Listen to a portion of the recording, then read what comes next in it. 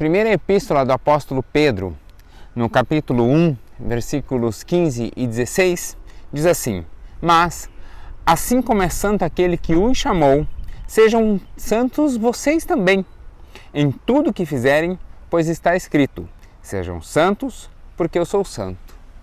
E aí a pergunta é: como ser santo? Eu sou o pastor Alan e essa é mais uma Quinta Teológica.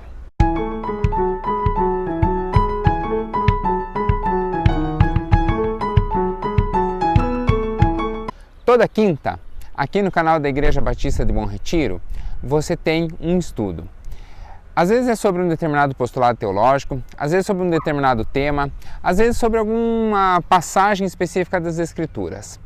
Mas a ideia é que seja sempre algo útil, algo que vá engrandecer a sua comunhão com Deus, algo que vá facilitar a sua vida em comunidade e algo que vá aumentar ainda mais a sua paixão pelas Escrituras.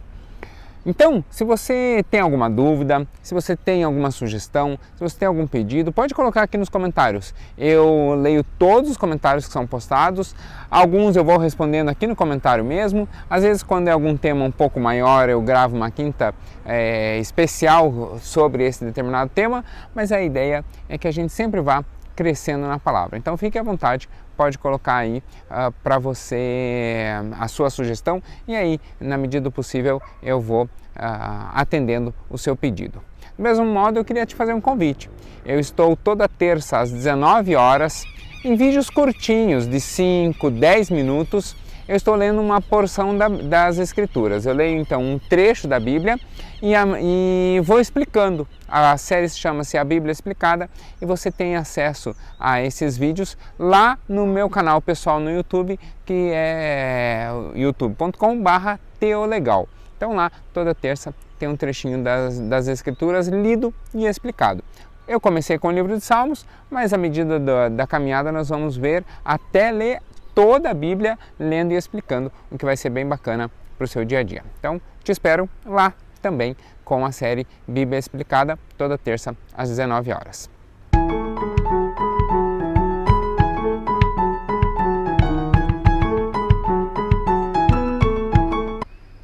No vídeo anterior, que está disponível aqui na playlist, nós vimos que a salvação faz com que nós iniciemos a nossa vida. Nós começamos a nossa vida cristã do zero. Nós somos como crianças, estamos ainda no primeiro amor, estamos começando a nossa caminhada ao lado de Deus. Isso é muito legal, isso é precioso, isso é um presente, né? É algo ótimo para nós desfrutarmos. Mas essa caminhada, ela vai demandar algumas exigências, é uma caminhada natural. Não quer dizer que porque nós começamos como criança, nós devemos permanecer como criança para sempre. Evidentemente, há trechos em que o próprio Jesus cita que nós devemos permanecer como crianças, porque são as crianças que a elas pertence o reino dos céus. Jesus, quando fala isso, quer nos ensinar que o nosso coração deve ser puro, deve ser inocente. A criança não vê maldade no outro, a criança não vê segundas intenções, ela ainda não tem essa maturidade para perceber interesses escusos nas atitudes do outro. Então, Jesus está dizendo para que nós façamos isso também, que nós baixemos a guarda e confiemos no outro e confiemos no nosso irmão. Nesse sentido, ótimo nós permanecermos com o nosso coração como criança, mas esse é o desejo do nosso coração com relação ao outro, né? O desejo de Jesus para o nosso coração com relação ao outro. Mas nós somos impulsionados a crescer, a conhecer, ou melhor, a conhecer e prosseguir em conhecer ainda mais as Escrituras.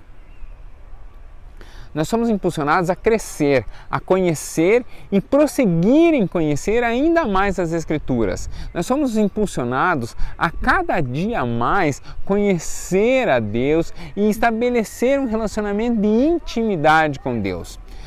A igreja, um dos sinônimos da igreja, ela é chamada de a noiva. E o processo de namoro, o processo de noivado, o casamento vai acontecer lá em Apocalipse, né, as bodas do Cordeiro, quando Jesus vem resgatar a sua noiva.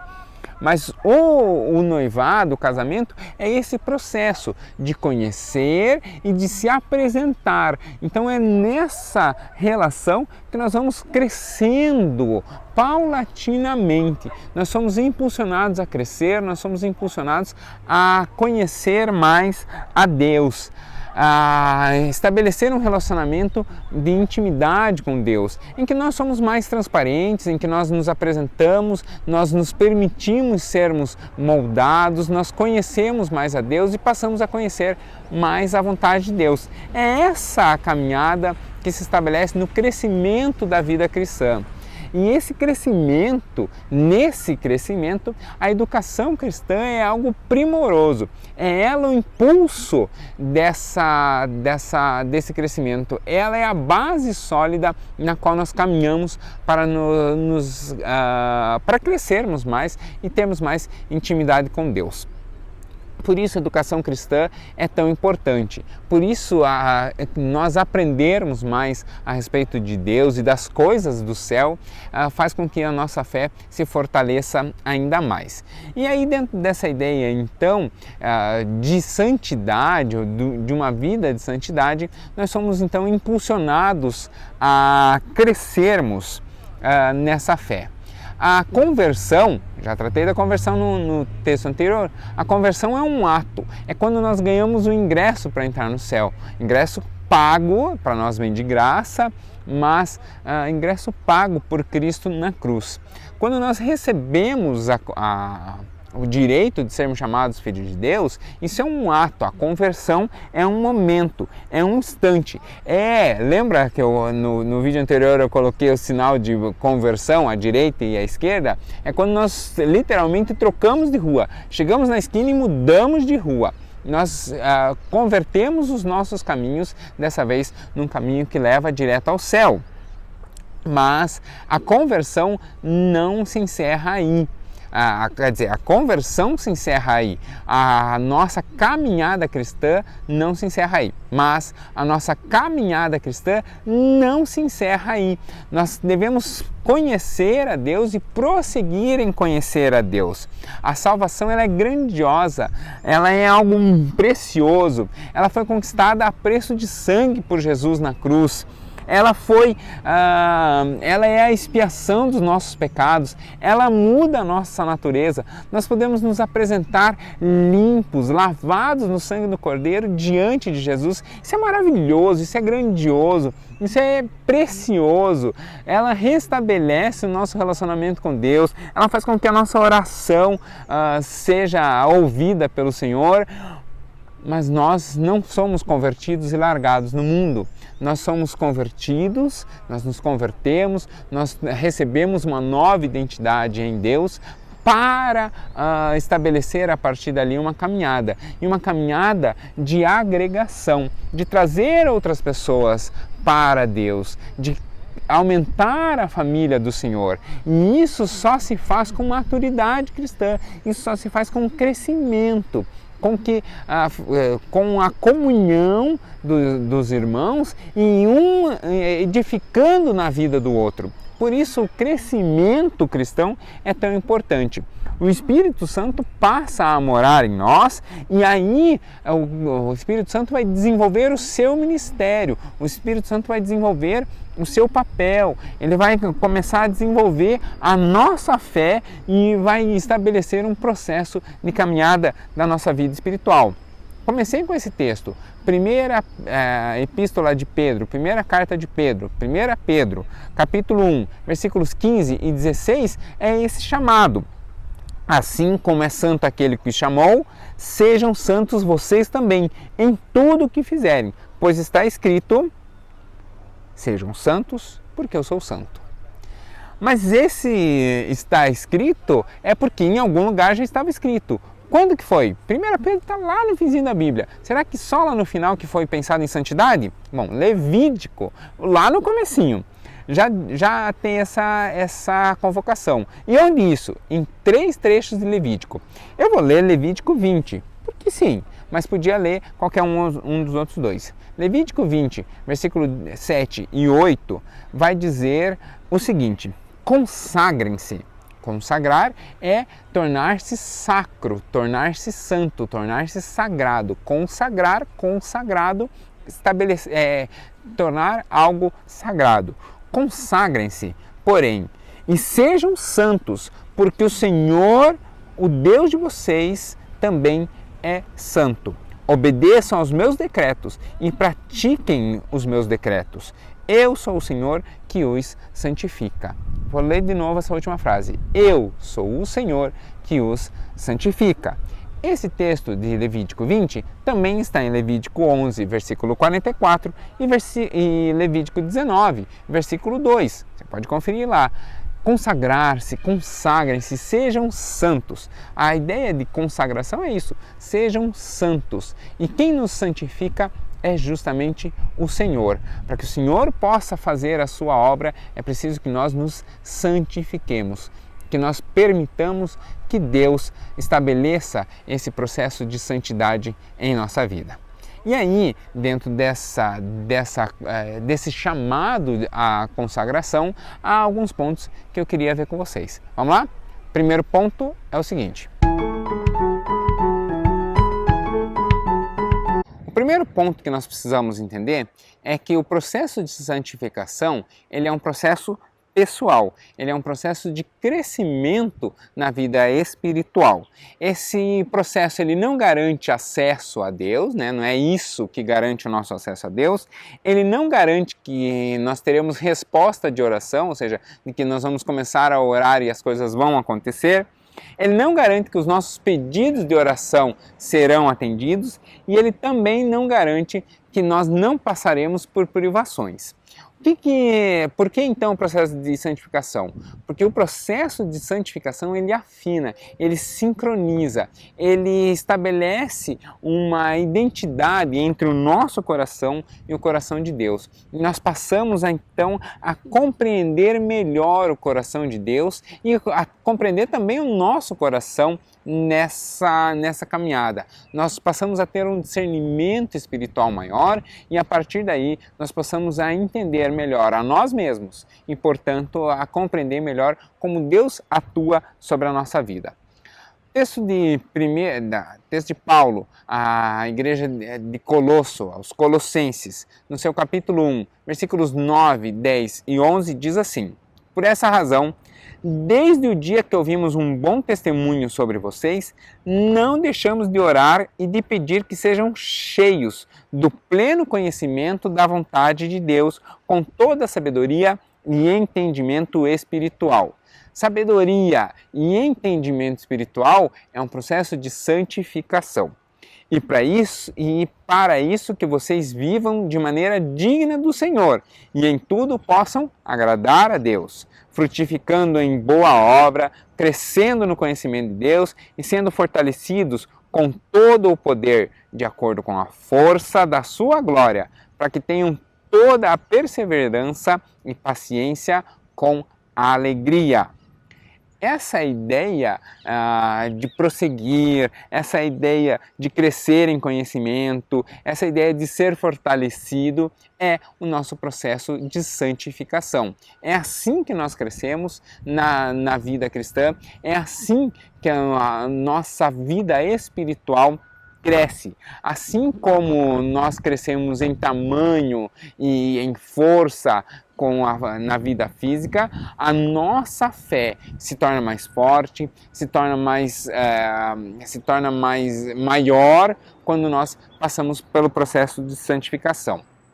Esse processo de santificação, como diz 1 Tessalonicenses 5, capítulo 5, versículos 23 e 24, ela é um processo que origina-se diretamente em Deus. Olha o que o texto de 1 Tessalonicenses 5, 23 e 24 diz: que o próprio Deus da paz os santifique inteiramente que todo espírito, a alma e o corpo de vocês sejam preservados irrepreensíveis na vinda do nosso Senhor Jesus Cristo. Aquele que os chama é fiel e fará isso. Então, a própria santidade, o próprio processo de santificação é oriundo diretamente dos céus, vem diretamente de Deus. Mas isso acontece quando? Quando nós permitimos que isso aconteça. A santificação é um processo de permissão. Deus está pronto para nos santificar, mas Ele pede licença para que isso aconteça. Nós vemos várias vezes em que o reino dos céus é exposto, que Deus opera dessa maneira. Que Deus opera segundo a nossa permissão. Não que nós sejamos maior do que Deus e que precisamos autorizar Ele. É que Ele respeita a nossa individualidade. Quer ver? Quando nós olhamos, por exemplo, para o texto do filho pródigo, a parábola lá de Jesus, né? A respeito do filho pródigo. Em nenhum momento nós podemos dizer que a saída do filho gastador, ou pródigo quer dizer gastador, que a saída do filho gastador era a vontade do pai. Que em todo momento o desejo do pai era que o filho gastador estivesse ali junto a ele, que estivesse junto, né, caminhando com ele. E o filho que ficou também, que o filho tivesse intimidade com o pai e tal. Mas o desejo dos filhos é respeitado pelo pai. E os rumos que a vida tomaram são em função dessa liberdade em que os filhos tomam as decisões. Deus é libertário, Jesus nos faz livres. E olha só, pode parecer até estranho, mas Deus nos faz tão livres, mas tão livres, que nos permite estar inclusive contra Ele. Isso por quê? Porque é justamente quando nós podemos dizer não para Deus que está a grandiosidade de dizer sim.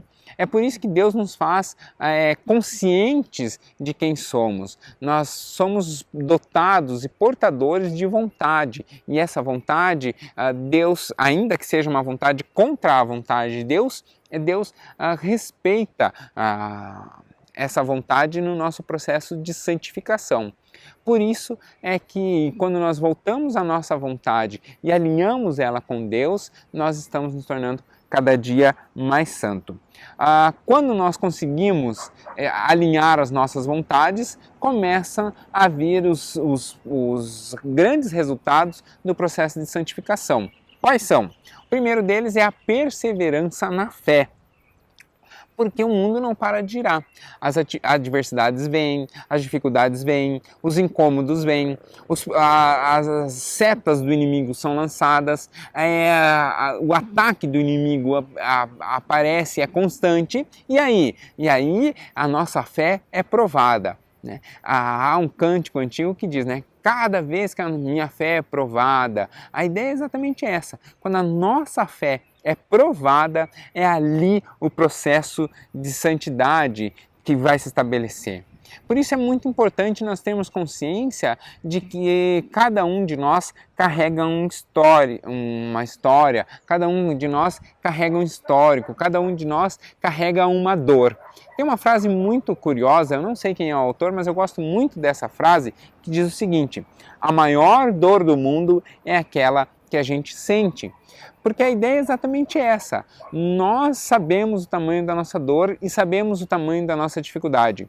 O que para às vezes é um fato terrível, algo muito difícil de ser superado, para outro é um fato às vezes ruim, mas algo que naturalmente acontece. A pessoa às vezes tem consciência e, passa por isso.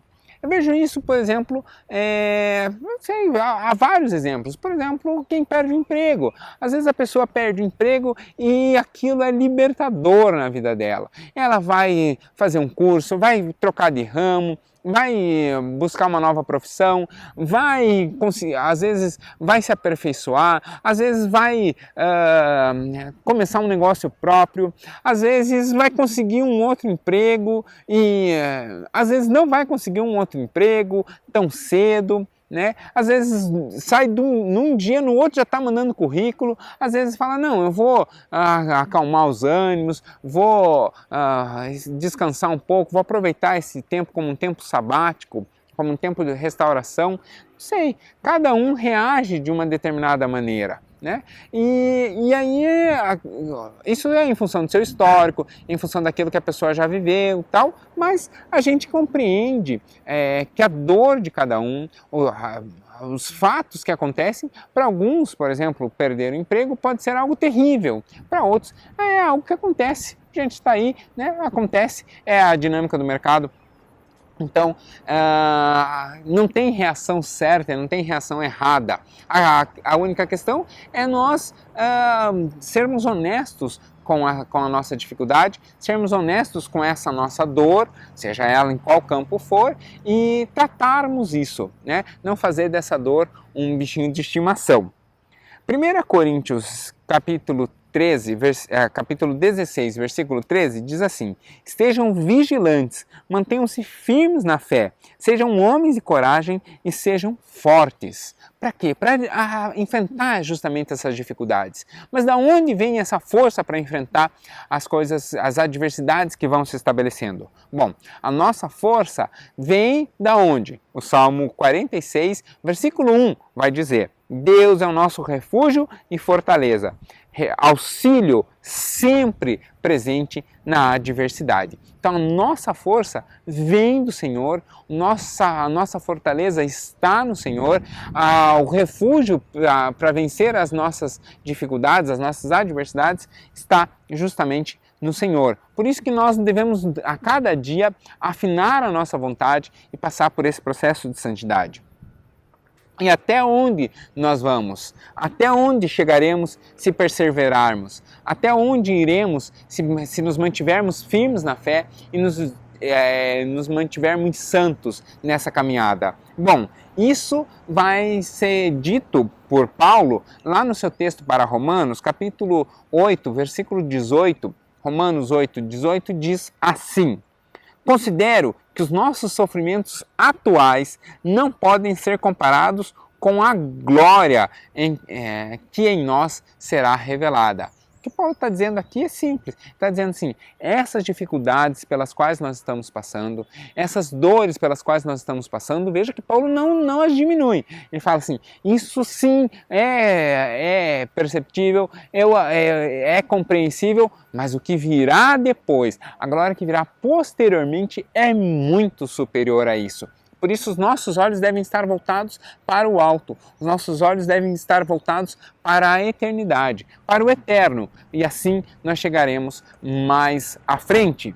Filipenses, capítulo 3, versículos 20 e 21, vai caminhar nesse mesmo sentido. Olha o que diz.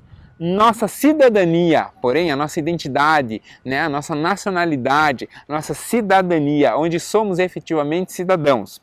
Nossa cidadania, porém, está nos céus, onde esperamos ansiosamente o Salvador, o nosso Senhor Jesus Cristo. Aleluia! Pelo poder que o capacita a colocar todas as coisas debaixo do seu domínio. Ele transformará os nossos corpos humilhados, tornando-os semelhantes ao seu corpo glorioso. Essas dificuldades, essas dores, essas adversidades pelas quais nós passamos agora, serão todas transformadas em glória. O plano de Deus é maior e o plano de Deus leva em conta essa eternidade pela qual nós naturalmente passamos. Essa identidade, essa cidadania, esse pertencimento a um reino nos leva a um novo ambiente. E onde será isso? Bom, Apocalipse, capítulo 21, vai nos dar essa resposta. No versículo 4 e 5, diz assim, que ele enxugará dos seus olhos toda lágrima. Não haverá mais morte, não haverá mais tristeza, não haverá choro nem dor, pois a antiga ordem já passou. Aquele que estava sentado no trono disse, eu estou fazendo novas todas as coisas. Deus restaura plenamente a nossa identidade para que passemos a ser cidadãos do céu. Estejamos em um ambiente em que não mais há dor, não há mais sofrimento, não há mais ranger de dentes. não há mais tristeza alguma, porque as coisas velhas passaram. É estabelecida uma nova identidade em um novo ambiente onde nós somos efetivamente cidadãos. Esse texto, no capítulo 22, próximo capítulo, é reforçado. Capítulo 22 de Apocalipse, versículos 4 e 5, coincidentemente também, diz assim: eles verão, eles os que estiverem lá, eles verão a sua face, e o seu nome estará em suas testas. Não haverá mais noite. Eles não precisarão de luz de candeia, de iluminar um lampião, mais ou menos como esse desses postinhos que tem aqui no parque, ou desse daqui, que você consegue ver aqui. Não haverá mais luz de lampião, luz de candeia, nem da luz do sol será necessária, pois o Senhor os iluminará e eles reinarão para todo sempre. Nós passamos a pertencer à família real, à família divina, a da qual Cristo é a cabeça. Até lá, nós estabelecemos o nosso processo de santidade, o nosso processo de santificação. Como isso? Isso é um processo que é paulatino, não tem ritmo certo. A ideia, quem conhece o ritmo é justamente você. O processo de santidade é essa caminhada com Deus, é esse processo de estarmos caminhando dia a dia, instante a instante, momento a momento com Deus, até a hora da chegada no céu. Até lá, nós vamos crescendo paulatinamente, né? Cada um no seu ritmo, cada um segundo o seu chamado. Então, não é porque determinada pessoa está em uma determinada posição que necessariamente ela está à frente na caminhada. Cada um de nós tem certas dores e eu vou ser bem honesto com vocês. Cada um de nós não é que tem uma caminhada, nós temos às vezes várias caminhadas. Por quê? Porque não é em tudo que a nossa santidade se estabelece no mesmo instante. Há processos e normalmente onde há as nossas dores são os processos mais demorados. Então, por exemplo, há pessoas que vão criar facilmente o hábito de leitura, o hábito de comunhão e de devocional com a palavra de Deus. Ótimo, legal, isso é muito importante, isso é precioso. E a pessoa vai crescendo no conhecimento das Escrituras, mas cada vez que ela passa, por exemplo, por uma dificuldade de relacionamento, nesse ponto ainda há um processo de santidade a ser estabelecido. Ou seja, nesse ponto a pessoa ainda não tem uma maturidade espiritual. Há pessoas que vão ter maturidade espiritual em uma determinada área. São pessoas que têm uma visão de oração muito forte, têm uma visão de intercessão, de cuidado muito forte. Mas essa pessoa tem dificuldade em outra área. É justamente nesses desníveis que nós vamos caminhando e em uma área que nós estamos um pouco mais abaixo, nós procuramos a ajuda do outro para quem aquela questão é uma facilidade. E assim nós vamos edificando na vida do outro. Para quê? Para que no dia da glória estejamos todos cheios, plenos, repletos e completamente dominados pelo Espírito Santo que já vive em nosso coração. Nós vimos aqui que Jesus e Deus são libertários, nos fazem livres. E essa liberdade, eles respeitam a nossa individualidade. E esse respeito, essa liberdade é a grande glória, onde nós permitimos que Deus interfira e edifique em nossa vida. Por isso, o convite de hoje é justamente que você se entregue plenamente ao Senhor e permita que isso aconteça na sua vida, permita que essa edificação aconteça na sua vida. E aí eu queria justamente encerrar o estudo de hoje orando para que isso aconteça. Vamos lá? Senhor, eu agradeço pela vida de cada um que tem acompanhado os nossos estudos até aqui, cada um que tem buscado te conhecer ainda mais. Peço que o Senhor esteja revelando à nossa mente, ao nosso coração, em que lugar nós precisamos investir mais, nós precisamos perceber mais, nós precisamos entregar ainda mais ao Senhor, quais lugares da nossa alma, quais lugares do nosso agir, quais lugares da nossa personalidade ainda precisam ser moldados e ser revestidos da sua santidade. Mostra isso aos nossos olhos, faz com que o nosso coração seja ardente por este crescimento, faz com que qualquer sentimento de frustração e tristeza sejam levados para longe, para que nós encontremos alegria no Senhor e possamos fazer com que o texto lá de Apocalipse 21, em que as lágrimas sejam transformadas em alegria, faz com que essa esperança desse dia afloresça ainda mais no nosso coração. É o que eu te peço e desde já agradeço pela vida de cada um que está aqui, em nome de Jesus. Amém.